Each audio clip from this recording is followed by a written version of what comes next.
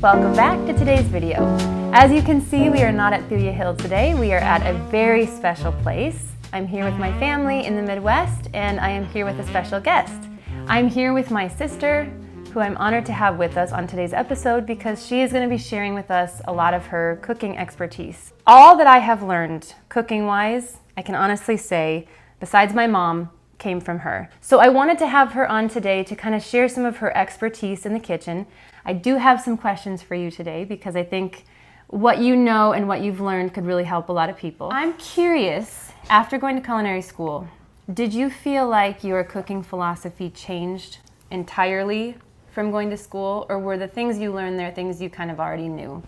No, I didn't know anything about cooking. I knew a lot about baking, so I learned much more about cooking at school. Yeah. So yeah, definitely changed my perspective on food. Yeah, for sure. One thing I noticed when we lived together is the way that she would organize a refrigerator. So I was kind of always used to overbuying, and then I would waste a lot of food. And one thing you did a lot of was you never overbought, and you always used everything you had. You found a way to use it. Was that something you learned in school too, or was that, okay.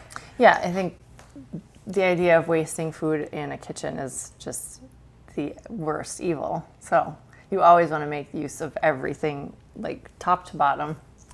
Yeah. All the time. Yeah. Yes. On that note, so what would you say your cooking philosophy really is? To cook seasonally and to not waste anything. Okay, that's brilliant. Seems so simple, but it's easy to forget to do if you're not used to that style of cooking. Our mom is a really good cook too. Let's be honest, we both learned a lot from her. Totally. And the ventures that she had. So like on an average week, when you are going to cook for your family, what does that look like for you now that you have gone to school and you have your background? Has it does it inform the decisions you make even today when cooking for your family? I wish I could say I'm super organized and thoughtful. I usually just buy a bunch of things that sound good and then I just work with it once I get it home. So you do not menu plan. You go to the store, you see what's in season, maybe what's on sale. On sale or what's in, whatever looks good or looks like ready to go. Yeah. Yeah, okay. And then you basically get home, and then during the week you kind of plan from there.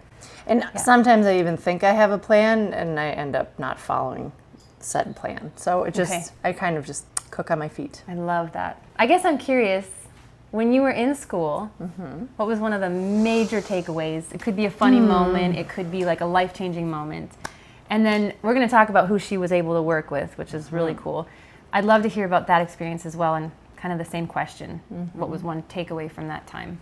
I think just going back to the not wasting anything. I mean, we'd make a stock or something and use the bones from the meat we were going to cook, or we'd use the shells from the seafood you're grilling, or you just always use every single bit of your ingredient from, root to stem or hoof to rib or whatever. Also just, even though I don't plan ahead, having your ingredients ready to go, so keeping an organized kitchen and keeping clean and always cleaning as you go is something that was really, really a big deal in school, and then it's just been a really good habit to keep throughout, cooking in a restaurant and cooking at home. So when you're cooking, you will not leave a mess. You will cook. You will clean it up as you go. Yeah. So then, okay, I love that.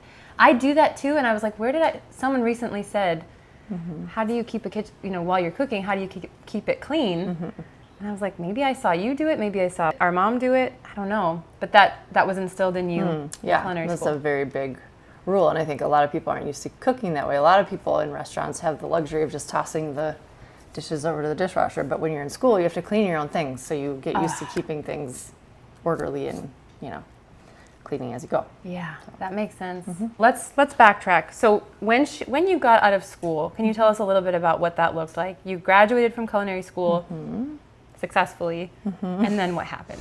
Well, you have to do an internship at the end of your time, so I worked in a kitchen in Los Angeles under Suzanne Goen. Yeah. And spent a few months working there, late nights and holidays and all the things. It was a very memorable experience and really shaped me as a cook. Yeah, so cool. So Suzanne, I've talked about her a little bit with the cookbook that you actually introduced me to. It's the cookbook Supper at Luke. and it's a seasonal cookbook. She basically has spring, summer, fall, winter recipes that you can utilize, and it's phenomenal. I love that cookbook. Suzanne learned from Alice Waters. which And she also cooked in France, and she's got a great, resume herself. yeah. But yes, Alice Waters, I think, was a very big influence on how Suzanne ended up cooking too. After you worked with Suzanne, you were done with culinary school, she got really into wine and cheese. So can you tell us a little bit about that? She had a cheese bar in AOC, which is where I worked, and I worked the cheese bar for a while. So I got introduced to artisanal cheeses through her, and then I ended up moving from LA to San Diego. So when I was looking for work, I knew I was really interested in cheeses, and so I started working at some cheese shops and wine shops and learning more about each facet of the food industry. I'm just curious, what was it that drew you to wine and cheese? I mean, I obviously know it's amazing, it tastes good, it's one of the joys of life, but like, what was it that just captivated you, that made you want to go further into it? I think, you always know that the world of wine is very complex and very interesting, but I didn't have any idea the complexity of cheese. So once I realized the backstory of, artisan cheesemakers and why certain things are called a certain way, a lot of it aligns with wine. But it's just such a nuanced category. It's so full of stories and families and history and practices that have been happening forever. So it was just fascinating to kind of dive into that, but then also study wine at the same time to see there are parallels, but then, they're vastly different. Yeah. And I mean, then you get to eat it and drink it. And life is better because of it. So I'm dying to know, what was it like to work in a high-powered kitchen? AOC is like very well known in LA. What was it like to be in a kitchen like that?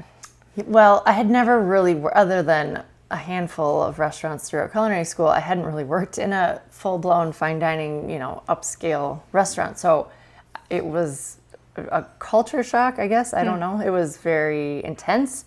But as far as I know, and from other experiences I've had, working under Suzanne was a very different experience where there was a lot of fairness and there was understanding, but nonetheless very stressful and very once service started, there was not much chat. I mean, there was no chatter. It was just really communicating about the food.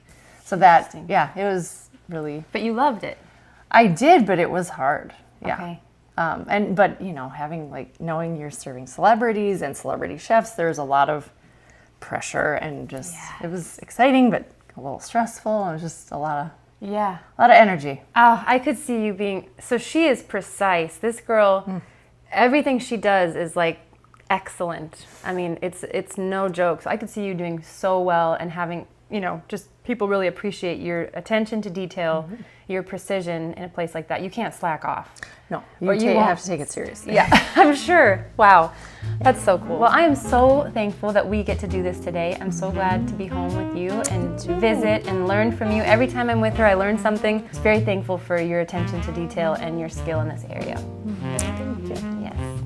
All right, friends, that is it. Thank you so much for joining me for today's video with my sister. I hope that you enjoyed it. And as usual, I look forward to seeing you in another brand new one very soon. Goodbye for now.